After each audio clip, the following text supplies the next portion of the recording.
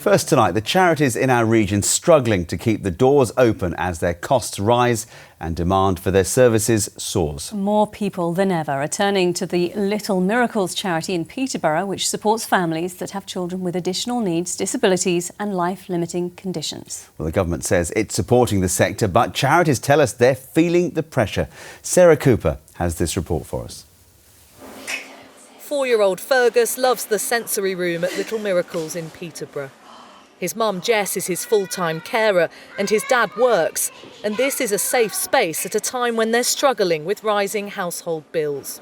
It's terrifying, like with the sort of the electric and everything going up. The fear inside, like, he has a suction machine, oxygen machine, SATS machine, feeding pump machine.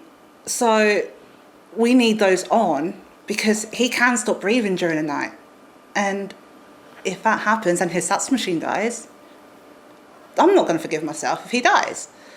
So having this place, Little Miracles, I wouldn't be without them. I really wouldn't. Sounds like a bit of a lifeline for you. They are. They really, really are. Like,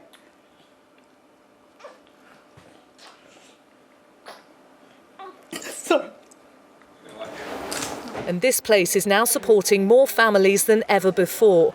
They help about 8,000 children a year in this branch alone, and they've just had their busiest ever summer holiday. But with their costs rising too, the charity says it's struggling to keep the doors open. We're seeing that families are needing more and more support, things like with basics such as food, they're coming here instead, which means then we're then feeding and kind of providing families 3 meals a day.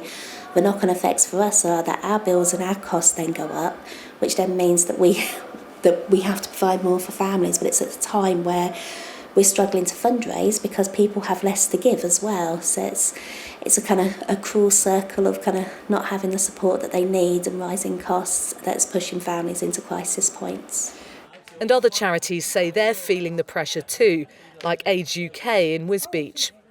As a charity, what we need is to increase the number of staff and volunteers, but actually you need money to do that, and we are not able to access that as freely as we perhaps were a few years ago. So in terms of managing that, we need to manage our resources, and sometimes we will have to make some really difficult decisions.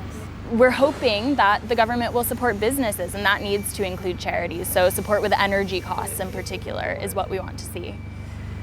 The government says it stood right behind charities in recent years, providing the sector with $750 million as part of a package of COVID support, and continues to help social enterprises through things like reduced rates on energy used for non-business purposes. But this charity says it needs more support, volunteers and donations so it can keep giving families the support they need. Sarah Cooper, ITV News.